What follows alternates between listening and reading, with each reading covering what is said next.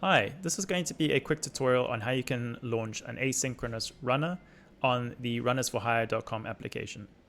To start with this tutorial, we have a repo that we've already committed into GitHub. As you can see, we've got a workflow defined over here. This is just a simple workflow that does some NPM stuff. The main thing to look at is that we're currently making use of runs on Ubuntu Latest. So what that does is that when you do any changes and commit them into GitHub, it's triggering onto the GitHub infrastructure. We're going to change that so it makes use of an asynchronous runner in the runnersforhire.com app. To do that, we go over to runnersforhire.com. We can log in with GitHub. The first time you do this, it will just prompt you for some information. This is just to allow the application to set up your profile. Once you authorize, it will launch you back into the runnersforhire.com application. Here you can go to create a runner configuration.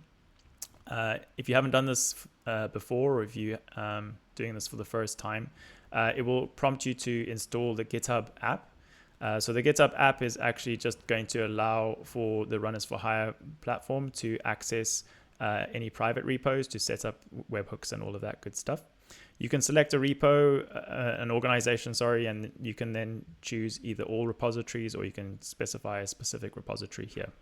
I'll just choose all for this tutorial so that it makes things a little bit easier. Now, when you get redirected back to the runnersforhire.com app, you will be able to go into create a configuration, and you should see that your private repo list has been populated over here. We'll just select the sample project and we'll leave everything else as default, and then we'll click create runner. You should see that it immediately starts provisioning, and after a few seconds you should see that it goes into a ready state. If you want, you can click on this little button here and it will redirect you to your webhooks configuration for that project or that repo. You can see that there was a successful delivery, which shows that the webhook is set up correctly and should be able to trigger when you do your next change. Now all that needs to be done is you need to update your GitHub workflow file. There's a piece of code that is provided for you. We're just going to go over to GitHub and we're going to edit it straight in GitHub just for this tutorial. Wouldn't recommend it for production, but yeah, we just update that here. We're going to commit the changes. And once we do that, it's committed. We should be able to see that in our actions here that it has triggered a workflow.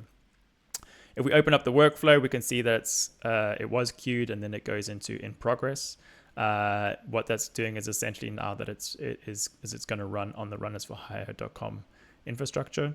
You can go into package and then you can go into this setup job. You can see that the runner name is RFH something. So that tells you that it's running on the Runners for Hire platform instead of potentially the GitHub infrastructure as the default. There's a couple of other pieces of information here that you can have a look at in your own time. And that's essentially it. You've set up a runner to trigger in the background once you do a GitHub push.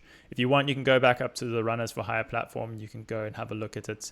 And if you've decided that this project isn't really for you, you can then just go and delete the runner. What this will do is in the background, it will just remove that webhook. It should take just a couple of seconds. And once it hits the deleted state, you can go over to your sample project again. You can see the webhook has been removed if you don't want to make use of it anymore. Cool. Thanks for listening, and hope you have a good time using the asynchronous runners on the runnersforhire.com application. Cheers.